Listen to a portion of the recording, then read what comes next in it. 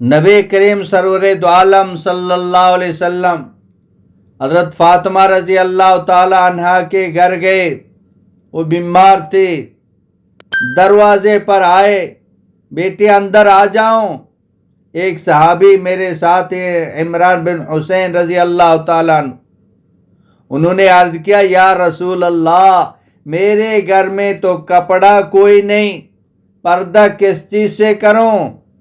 چہرہ چھپانے کے لیے جنت کی عورتوں کی سردار کے گھر میں کپڑا کوئی نہیں۔ ابھی تو ممبر پر بھی سارے کپڑے پڑے ہوئے ہیں، دریاں بچھی پڑی ہوئی ہیں، ادھر ایک چندی ایک اڑنی سر چھپانے کو نہیں ہے۔ آپ صلی اللہ علیہ وسلم نے اپنی چادر اندر دی، بیٹی اس سے پردہ کر لو، اور اندر آئے، بیٹی نے پردہ کیا۔ کیا حال ہے بیٹی؟ یا رسول اللہ صلی اللہ علیہ وسلم پہلے بھوک تھی، اب بیماری آ گئی، دو مصیبتیں آ گئی۔ تو آپ صلی اللہ علیہ وسلم نے فرمایا بیٹی صبر کر لینا۔ تو آپ اپنی بیٹی کے آنسو دیکھ کر اپنے آنسو روک نہ سکے، گلے سے لگایا، آپ صلی اللہ علیہ وسلم بھی رونے لگے۔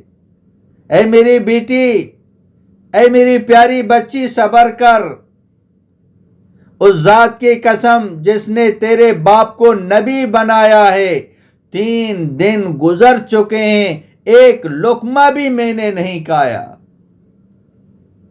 تجھے بھوک ہے تو تیرے باپ کو بھی بھوک ہے۔ اے فاطمہ رضی اللہ تعالی عنہ، تجھے یہ عزت کافی ہے کہ تو جنت کی عورتوں کی سردار ہے۔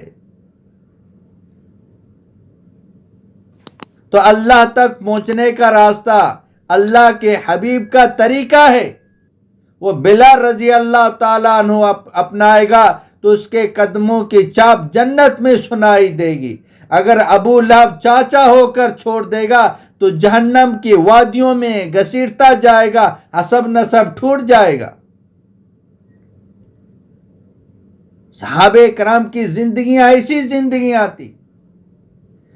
ایک دن حضرت علی رضی اللہ تعالیٰ عنہ کے پاس ایک شخص آیا، ایک اونٹ اس کے ہاتھ میں ہے، کہا مجھے یہ اونٹ بیچنا ہے۔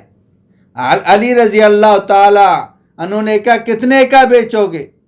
کہنے لگا 140 درہم کا۔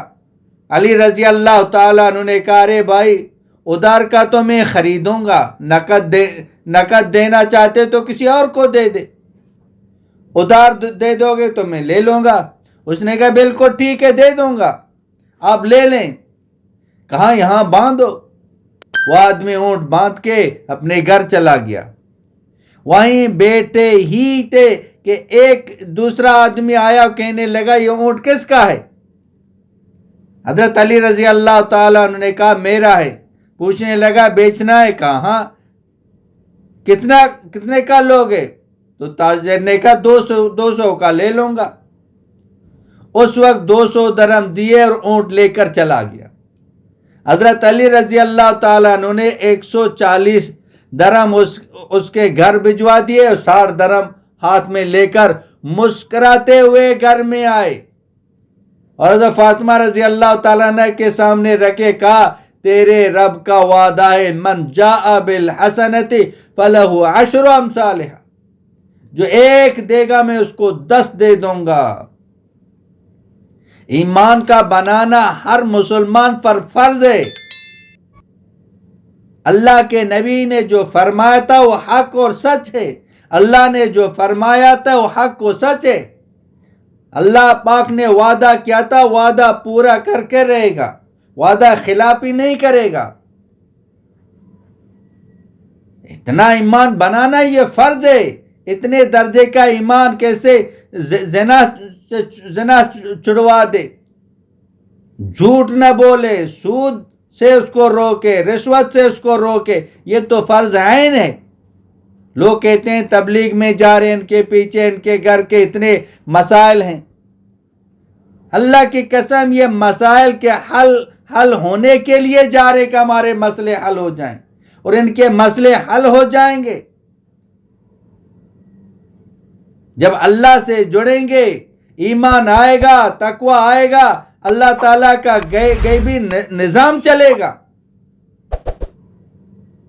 آج سارے مسائل اس لیے ہیں کہ ہم نے دین کو چھوڑا، دین کی محنت کو چھوڑ دیا ہے۔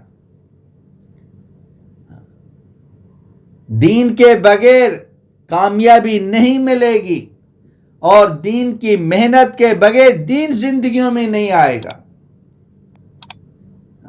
اس لیے محنت شرط ہے۔ اپنے ایمان پر محنت کریں، اپنے یقین پر محنت کریں، ہمارے دلوں کے اندر تقوی آ جائے۔